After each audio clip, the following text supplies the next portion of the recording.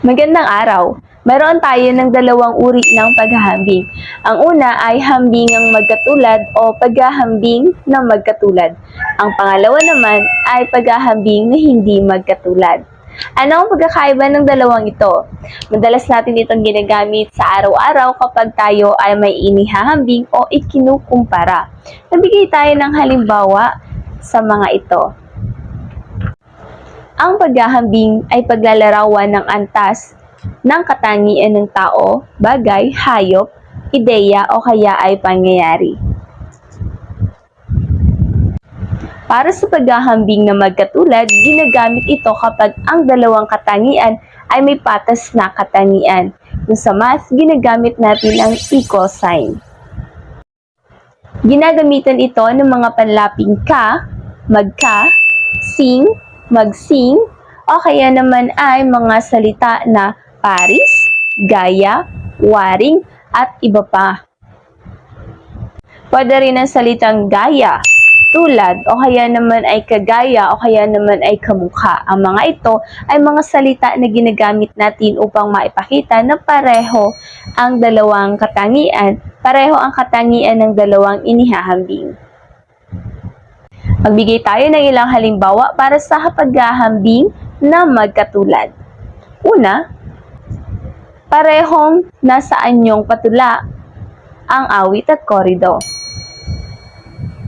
Ikalawang halimbawa, parehong gumagamit ng salitang matalinghaga ang salawikain at sawikain.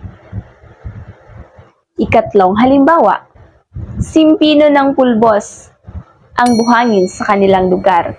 Inihahambing natin ang pino ng kanilang buhangin sa isang pulbos o yung powder. Ikaapat na halimbawa, gasimbahan daw ang laki ng alon nung malakas ang dagat.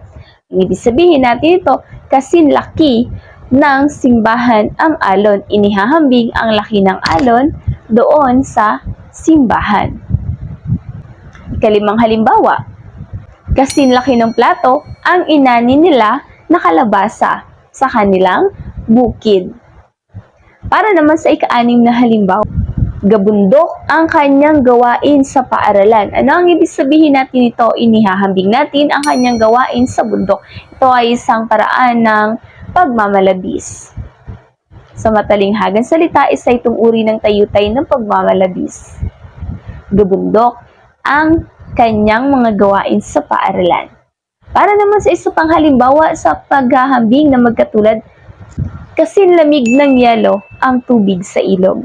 Ang ibig sabihin natin ito, inihahambing o ikinukumpara ang tubig na malamig sa yelo doon sa ilog o tubig ng ilog.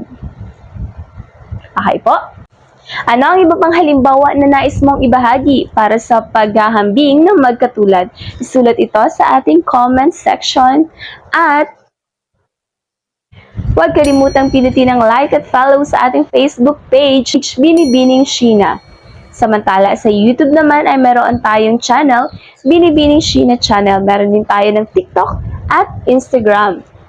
Narito ang listahan ng ating mga social media accounts. Ako si Binibining Sheena, ang inyong guro sa Filipino.